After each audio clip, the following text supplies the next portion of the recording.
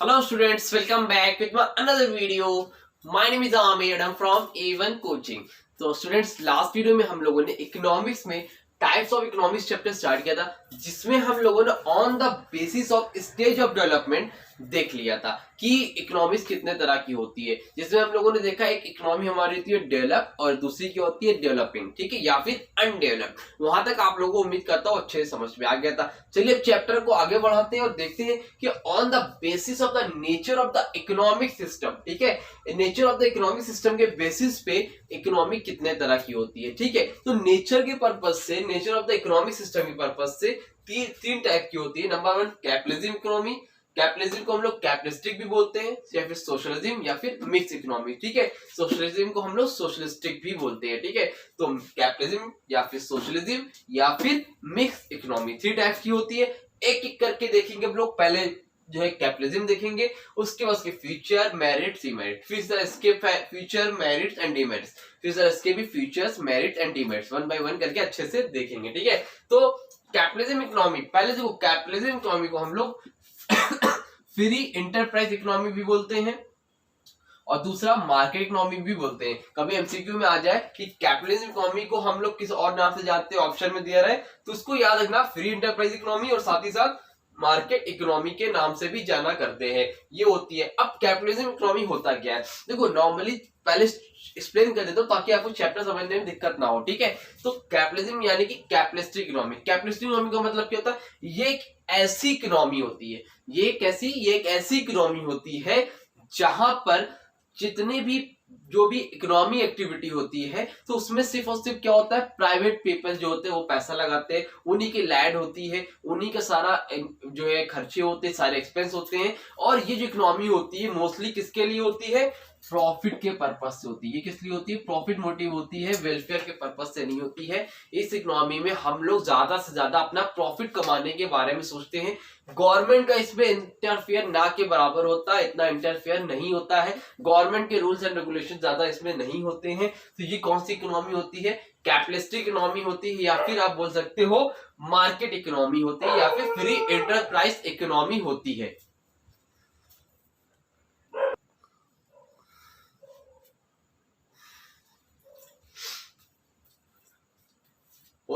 ठीक है, तो सेकेंड है हमारी सोशलिज्म। सोशलिज्म एक शॉर्ट बता देता हूँ, socialistic economy.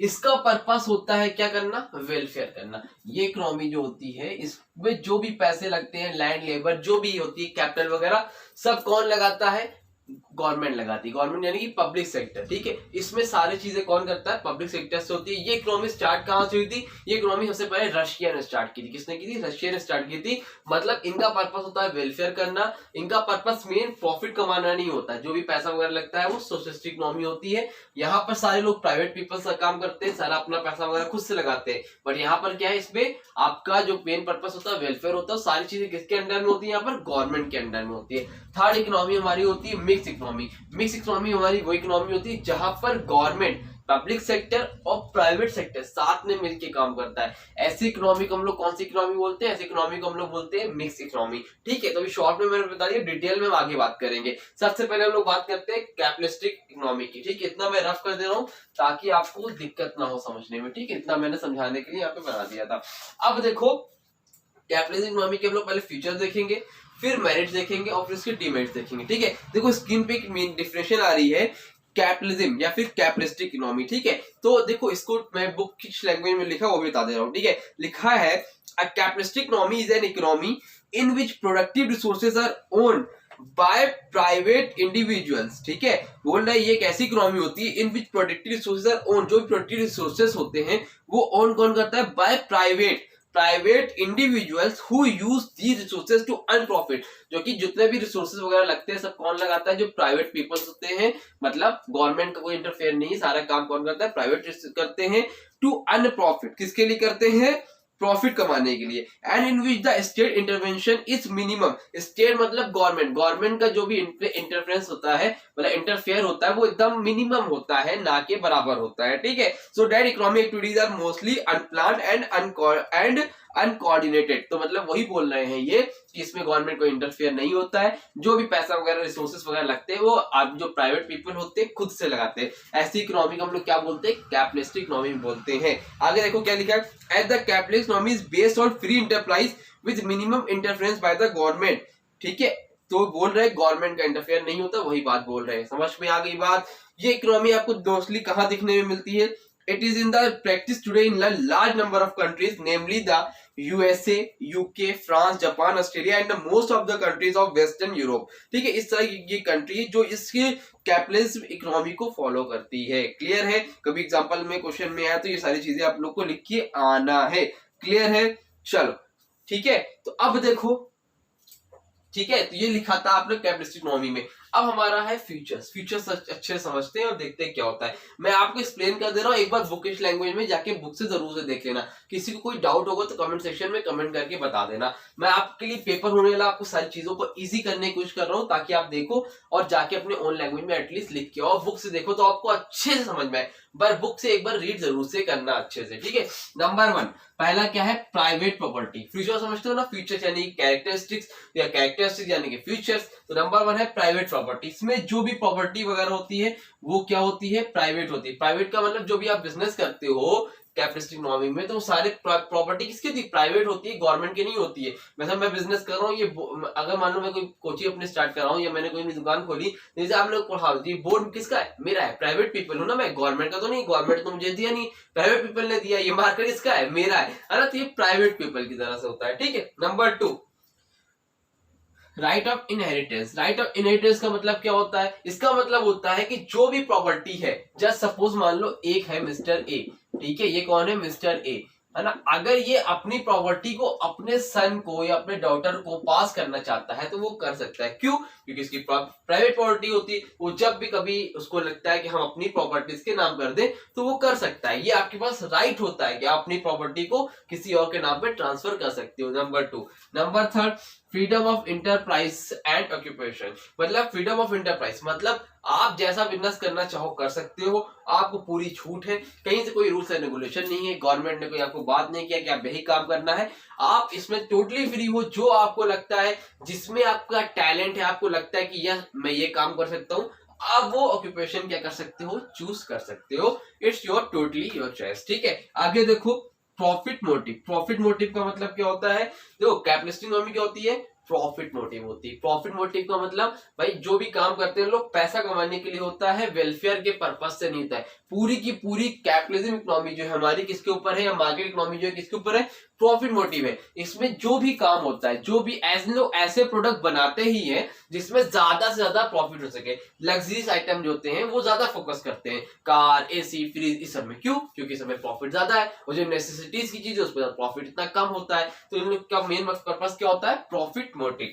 Number 5 self interest. इसमें जो भी काम कर रहा है वो सेल्फ इंटरेस्ट के लिए। एक गवर्नमेंट एम्प्लॉय गवर्नमेंट के लिए काम करता है, बट इसमें आप जो भी काम करोगे सेल्फ इंटरेस्ट। सेल्फ इंटरेस्ट यानी कि खुद के लिए करते हो, तो इसलिए मोटिवेशन भी मिलता है और लोग अच्छे से काम करते हैं। नंबर 6 क्या भाई, minimum government interference. Minimum government interference का मतलब होता है कि गवर्नमेंट का इंटरफेयर मिनिमम होता है। मिनिमम जैसा कि मैंने स्टार्टिंग में ही बोला, गवर्नमेंट का इंटरफेयर इतना ज्यादा नहीं होता है। प्राइवेट पीपल फ्री होते हैं, जो भी बिजनेस करते हैं कैपिटलिस्ट इकोनॉमी में, आप जैसे चाहो अपने बिजनेस को बढ़ा सकते हो। इसमें गवर्नमेंट का इतना इंटरफेयर नहीं होता है।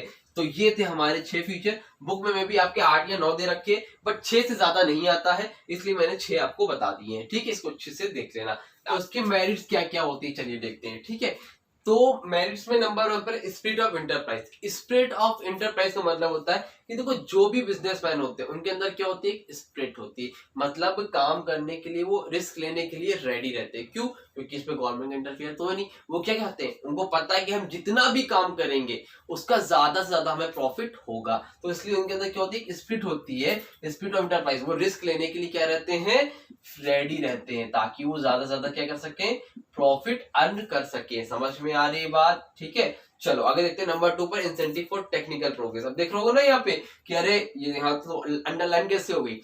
एक्चुअली हुआ क्या कि वीडियो मैंने आप लोग को बताऊंगा, मैंने दो बार रिकॉर्ड करी, बट आई डोंट नो कैसे रिकॉर्ड हुआ नहीं कि मैं बटन प्ले करना भूल गया। 2 बार मैंने ये वीडियो रिकॉर्ड कर ली है, मैं तीसरी बार रिकॉर्ड कर रहा हूँ आप लोगों के लिए, ठीक है। तो अच्छे से यार देखना थोड़ा सा, हाँ, और कोई डाउट होगा तो पूछ लेना, ठीक है। तो देख लो 2 बार हो गया, एकदम हालत खराब हो चुकी है। मैं थर्ड टाइम इस टॉपिक को फिर से पढ़ाने जा रहा हूँ, ठीक है। तो नंबर 2 पर बच्चों, incentive for technical progress. Incentive for technical progress का मतलब होता है कि यहाँ पे जो भी इंसेंटिव है वो क्या, मतलब जो भी है टेक्निकल प्रोग्रेस हो रहा है। क्यों? क्योंकि यहाँ पे बिजनेसमैन क्या है, बहुत ज्यादा है। तो जो कॉम्पिटिटर क्या है, वो ज्यादा है, कंपनी बहुत ज्यादा है। भाई जियो है, वोडा है तो एयरटेल है, तो कॉम्पिटिटर ज्यादा है, हर कोई इसके आगे निकलना चाहता है। तो टेक्निकल में भी क्या हो रहा है, प्रोग्रेस हो रहा है, कुछ वो नया कर रहे हैं ताकि वो आगे निकल सके, इसलिए टेक्निकल प्रोग्रेस भी होता है, इसकी एक मेरिट्स है। Number 3, efficient use of resources. Efficient use of resources, resources के हमारे पास लिमिटेड है, तो उसका प्रॉपर तरीके से यूज होता है किसमें, कैपिटलिस्टिक इकोनॉमी में। Number 4, incentive for capital formation. Capital formation समझते हो? कैपिटल फॉर्मेशन का मतलब होता है कि हम जब पैसा कमाए, अर्निंग हो, हमारी सेविंग हो, उससे हम और कैपिटल इन्वेस्ट करें, मतलब और कैपिटल लाए, जिससे हमारी और जो है इनकम हो सके। इसको हम लोग क्या बोलते हैं, कैपिटल फॉर्मेशन। तो इंसेंटिव फॉर कैपिटल फॉर्मेशन, अपनी कैपिटल को ज्यादा से ज्यादा बढ़ाने के लिए, ठीक है। Number 5, new consumer goods. New consumer goods का मतलब क्या है भाई, देखो बिजनेसमैन क्या करते हैं, उन भाई कंपटीशन बहुत ज्यादा है, तो वो नई नई चीजें लाते रहते हैं, नए नए गुड्स को क्या करते हैं, लॉन्च करते रहते हैं, ताकि जो मार्केट में वो उनसे कॉम्पिटिटर से आगे निकल सके। इसको हम लोग क्या बोलते हैं, न्यू कंज्यूमर गुड्स। नए नए प्रोडक्ट लेके आते हैं, इससे हमारे जो कंज्यूमर है उनका स्टैंडर्ड ऑफ लिविंग भी अच्छा होता है, उनको वैरायटीज भी मिलती है, नए नए वो प्रोडक्ट खरीदते हैं। नंबर 6 क्या, इकोनॉमिक फ्रीडम। इकोनॉमिक फ्रीडम तो सिंपल चीज है, फर्स्ट टाइम से बोल रहा हूँ कि गवर्नमेंट का इंटरफेयर नहीं होता है, टोटली फ्री होते हैं, जिस तरह से चाहे डिसीजन ले सकते हैं, गवर्नमेंट से कोई परमिशन वगैरह लेनी पड़ती है, ये सब इसकी मेरिट्स होती हैं। अब फीचर्स और मेरिट्स क्लियर हो गए, अब डीमेरिट्स भी देख लेते हैं। देखो मैंने डीमेरिट्स भी सारे बता दिए थे, देख रहे हो, अब फिर से बता रहा हूँ, ठीक है, फिर से बताना पड़ रहा है। देखो तो डीमेरिट्स क्या क्या होते हैं भाई, नंबर 1 पर होता है inequalities of income and wealth. Inequality of income and wealth का मतलब क्या है, देखो कुछ लोग पुअर होते हैं, कुछ लोग क्या होते हैं, रिच होते हैं।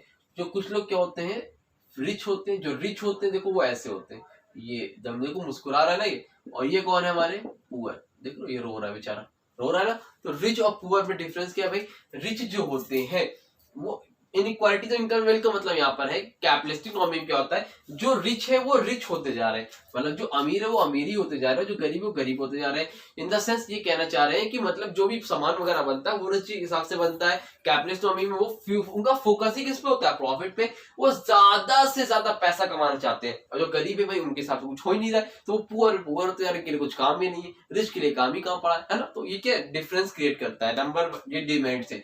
Number 2, class struggle. Class struggle का मतलब मान लो देखो कोई भी होती है कंपनी, उसमें ओनर होते हैं, वर्कर होते हैं, तो जो भी काम करते हैं वही वर्कर करते हैं, उनमें क्लास इंटरवल, क्लास मतलब समझो डिफरेंस आ जाता है। अगर वो काम नहीं करना चाह रहे, स्ट्राइक वगैरह चलेगा, तो इनका काम रुक जाता है, इसकी एक डिमेरिट्स है। Number 3, economic instability.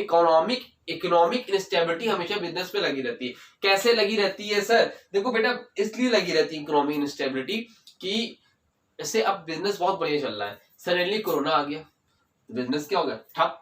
तो दुकान में सामान रखा है, उधार वाले उधार फंसे, कैश वाले कैश में, तो दिक्कत हो जाती है। अब कोरोना छोड़ो, कुछ भी आ गया, कभी भी सडनली बारिश हो गई, कल आपका कोई मेला था दशहरा वगैरह का, आज रेन हो गई, बिजनेस क्या हो गया, खराब हो गया, है ना। तो ये सब सारी चीजें क्या है, इकोनॉमी इंस्टेबिलिटी। तो आपकी जो बिजनेस, आपने ऑर्डर बोला था 1000 यूनिट बनाने का, अब 1000 तो बना लिए, बिके नहीं, पैसे क्या हो गए, फंस गए, तो ये भी क्या डीमेरिट्स होती है। Number 4, miss allocation of resources. Resources का मिस एलोकेशन होता है। मिस एलोकेशन रिसोर्सेज का मतलब क्या है, जो रिसोर्सेज उसको सही तरह से एलोकेट नहीं किया जा रहा, उसको सही तरीके से यूज नहीं किया जा रहा है, मिस एलोकेशन ऑफ रिसोर्सेज हो रहा है। दैट मीन देखो कैपिटलिस्ट इकोनॉमी का मकसद क्या है, प्रॉफिट कमाना। अब वो लोग बनाते क्या है, बड़े बड़े सामान, fridge, AC, washing machine, cars, है ना, लग्जरीज कार, ये सारी चीजें बनाते हैं। अब उसमें प्रॉफिट उनको ज्यादा होता है, तो पुअर के हिसाब से कोई सामान बनाते ही नहीं है, सारी चीजें रिच के हिसाब से बना रहे हैं। तो जो रिसोर्सेज है वो तो लिमिटेड है, तो सोसाइटी के हिसाब से रिसोर्सेज क्या हो रहा है, उसका मिस एलोकेशन हो रहा है। Number 5, emergence of monopoly power. Monopoly समझते हो, मोनो मतलब अकेला, मोनोपोली मतलब सिंगल सेलर। तो इसमें इमरजेंस ऑफ मोनोपोली का मतलब यहाँ पर संकट आ जाता है मोनोपोली का, मतलब ऐसे ही चलता रहा कैपिटलिस्ट इकोनॉमी में, तो धीरे धीरे सारी चीजें कैपिटलिस्ट इकोनॉमी में हाथ में आ जाएगी, और सारे सामान महंगे मिलने लगेंगे, ये मार्केट 25 वाला 100 का हो जाएगा, और ये नहीं होना चाहिए, कभी भी सिंगल सेलर नहीं होना चाहिए। सिंगल होगा तो अपनी मनमर्जी का करेगा, ठीक है। Number 6, neglect of social welfare. Neglect of social welfare मतलब तो कैपिटलिस्ट इकोनॉमी किस लिए है, प्रॉफिट कमाने के लिए, वो सोशल वेलफेयर को नेग्लेक्ट तो करेगी ना, वो सामान तो बनाएगी ही किसके लिए, महंगे सामान बनाएगी और महंगा बेचेगी प्रॉफिट कमाने, जितना महंगा हो सके, तो सोशल वेलफेयर को नेग्लेक्ट करती है। क्लियर है, तो ये थे हमारे फीचर्स, मेरिट, डिमेरिट्स, यहाँ तक क्लियर हो गया। अब हम लोग कैपिटलिस्टिक के बाद सोशलिस्टिक इकोनॉमी देखेंगे। जल्दी स्क्रीनशॉट लो, मैं 2 मिनट वापस आता हूँ, फिर उसको भी अच्छे से समझाता हूँ। हाँ तो सुनो, चलिए आगे बढ़ते हैं और देखते हैं कि सोशलिज्म या फिर सोशलिस्टिक इकोनॉमी क्या होता है, ठीक है। तो अभी मैंने बताया था आप लोगों को सोशलिस्टिक इकोनॉमी का मतलब जहां पर सारे कंट्रोल गवर्नमेंट के हाथ में होता है, जो भी पैसा वगैरह लगाता है, जो भी प्रोडक्शन होता है, सब गवर्नमेंट करती है, प्राइवेट पीपल्स के अंडर में नहीं होता है, सारा काम जो भी होता है गवर्नमेंट करती है, बाकी लोग उसके अंडर में वर्क करते हैं। इसको हम लोग क्या बोलते हैं, सोशलिस्टिक इकोनॉमी। इसका मेन पर्पस होता है क्या, प्रॉफिट कमाना नहीं होता है, वेलफेयर करना होता है। वेलफेयर मतलब पब्लिक का वेलफेयर करना होता है, ठीक है। ये होती है सोशलिस्टिक इकोनॉमी। अब इसको चलो एक बार डिफिनेशन के साथ देख लेते हैं क्या लिखा है। देखो स्क्रीन पे आ रहा होगा आप लोगों के, लिखा है socialistic economic system is defined as an economic system, ठीक है। ये इकोनॉमिक सिस्टम होता है in which the means of production are owned by the entire society and operated by the public authority. मतलब जो भी इसमें भी जो आप करते हो, जो भी रिसोर्सेस लाते हो या फिर जो भी प्रोडक्शन वगैरह होता है, वो सब ओन कौन करता है, कौन लाता है, वो आपकी जो पब्लिक समझते हो, गवर्नमेंट, तो गवर्नमेंट की तरफ से ही आता है। सारे पैसे वगैरह कौन लगाती है, गवर्नमेंट लगाती है, according to general economic plan for benefit of the entire community. मतलब पूरी कम्युनिटी के पर्पज से, ठीक है, पूरे कम्युनिटी के पर्पज से सारी चीजें करी जाती है ताकि सबका क्या हो सके, वेलफेयर हो सके, ठीक है। उसके बाद बोल रहा है Russia was the first country to establish a socialist economy. Russia सबसे पहली कंट्री थी। अगर ये इकोनॉमी एमसीक्यू में क्वेश्चन बना इसमें लिख के आना, Russia was the first country. तो रशिया पहली कंट्री जिसने ये सोशलिस्ट इकोनॉमी स्टार्ट करी थी। समझ में आ रही है बात, क्लियर है। तो ये होती है हमारी सोशलिस्ट इकोनॉमी। अब इसके बारे में हम लोग फीचर्स, मेरिट्स और डिमेरिट्स देखते हैं एक करके। Number 1 features. पहला फीचर है इसमें socialistic ownership of productive resources. Socialistic ownership का मतलब क्या है, मतलब इसमें जो भी पैसा लगता है, जो भी ओनरशिप होती है, जो भी रिसोर्सेस लाते हैं, जो भी पैसा लगता है, लैंड, लेबर, कैपिटल, जो भी चीजें लगती है, वो सब कौन करता है, पब्लिक यानी कि गवर्नमेंट की तरफ से लगाया जाता है। समझ में आ रही बात। Number 2 economic planning. इसमें क्या होती है, इकोनॉमिक प्लानिंग होती है, मतलब जो भी, मतलब what to produce, how to produce, है ना, ये सारी चीजें बताई थी इन्हें में। तो व्हाट, हाउ एंड व्हेन, तो ये सारी जो चीजें हैं जो प्रोड्यूस करनी है आपको, तो उसमें कितना प्रोडक्शन करना है, मतलब इसका मेन पर्पस क्या है, वेलफेयर करना। तो हम लोग पहले क्या कर लेते हैं, इकोनॉमिक प्लानिंग कर लेते हैं, भाई कितनी चीजों की जरूरत है, क्या लगना है, एक प्रॉपर प्लानिंग के साथ सारा काम करते हैं। दूसरा फीचर हो गया आपका। थर्ड फीचर एक बार बुक से देख लेना, बहुत अच्छे से समझ में आ जाएगा, ठीक है। मैं ऊपरी ऊपरी बता दे रहा हूँ और उसके बाद आप लोग देखना, ठीक है। कोई डाउट हो तो कमेंट सेक्शन में कमेंट करके पूछ लेना। Number 3 social welfare as the motivating force. Social welfare as the motivating force मतलब देखो लाया ही क्यों गया सोशलिस्टिक इकोनॉमी को, मतलब इसका मेन एम होता है कैपिटलिस्टिक इकोनॉमी को एक तरह से क्या करना, अवॉइड करना, खत्म करना, ये एलिमिनेट करना चाहते हैं, ताकि सारा चीज क्या रहे, गवर्नमेंट के अंडर में रहे, किसी तरह का मतलब मोनोपोली क्रिएट ना होने पाए, ये सारी चीजें। तो social welfare is the motivating force, मतलब इसका मेन मकसद ही क्या है, कैपिटलिस्टिक इकोनॉमी को हटाना, और ताकि जो भी इनइक्वालिटी वगैरह है वो क्या हो, धीरे धीरे कम हो, ठीक। Number 4 economic equalities. देखो मैं बोला ना अभी मैंने, इकोनॉमिक इक्वालिटीज लाते हैं। इनइक्वालिटीज थी कैपिटलिस्टिक में, इसमें क्या इकोनॉमिक इक्वालिटीज आते हैं, ठीक है। मतलब जो पुअर है, जो रिच है, वो एक बराबर से काम करते हैं इकोनॉमिक में, मतलब गवर्नमेंट के अंडर में काम करेंगे, गवर्नमेंट उनको पैसा देती है और उनको क्या मिलते हैं, इनकम मिलती है, उनको अपनी सैलरी मिलती है, और गवर्नमेंट इकोनॉमिक क्वालिटीज लाती है, सबको बराबर से पैसे देती है। एज अ लेबर आप वहां पर वर्क करते हो तो इक्वालिटीज आती है, ये नहीं कि एक बहुत अमीर है एक बहुत गरीब, वहां पर इक्वालिटीज आने के चांसेस ज्यादा है। Number 5 classless society.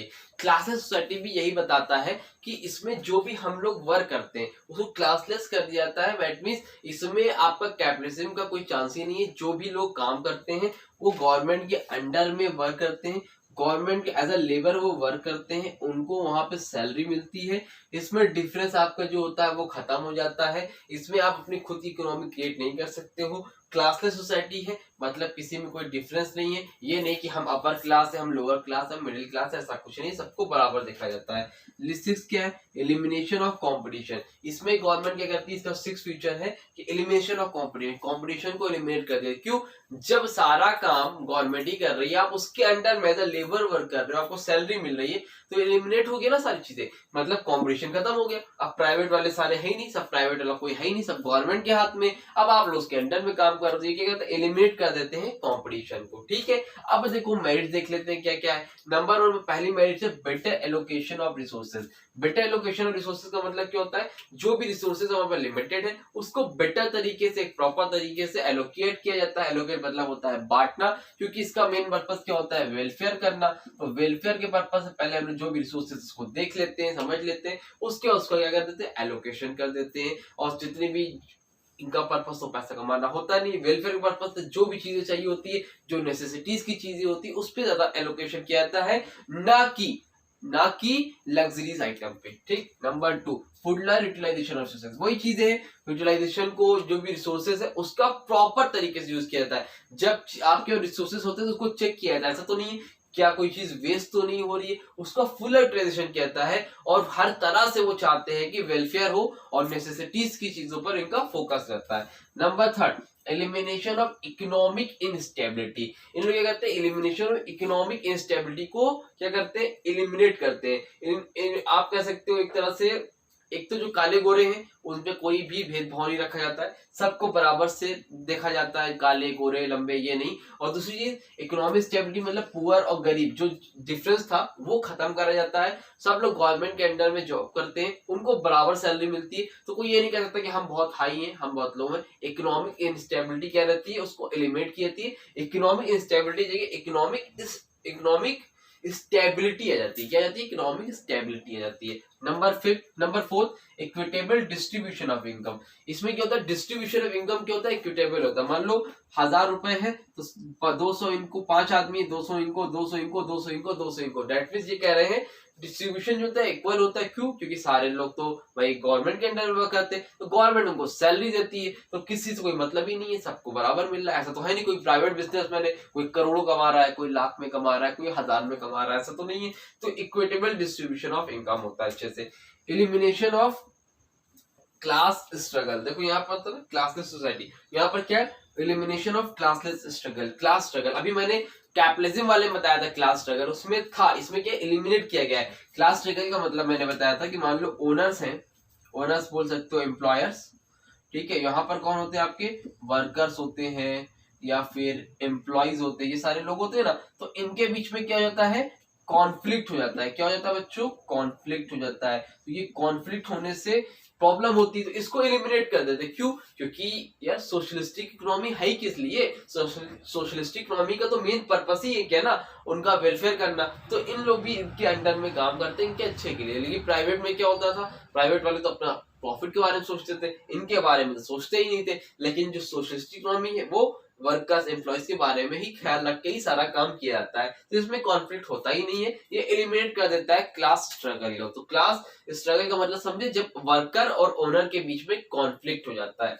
Number 6 provision of social security. Provision of social security का पर्पस यहाँ पर है कि सोशलिस्टिक इकोनॉमी में गवर्नमेंट क्या करती है, जो बूढ़े हो जाते हैं ना, जैसे उनको पेंशन वगैरह मिलना या उनकी हेल्प करना, थोड़े पैसे वगैरह प्रोवाइड करना, जो गरीब हैं, तो उस तरह को बोलते हैं प्रोविजन ऑफ सोशल सिक्योरिटी। ठीक है, ये सारी चीजें होती है, इसकी मेरिट्स होती है हमारी किसकी? सोशलिस्टिक इकोनॉमी की। अब डिमेरिट्स देख लेते हैं। नंबर 1 पर है difficulties involve in the rational allocation of resources.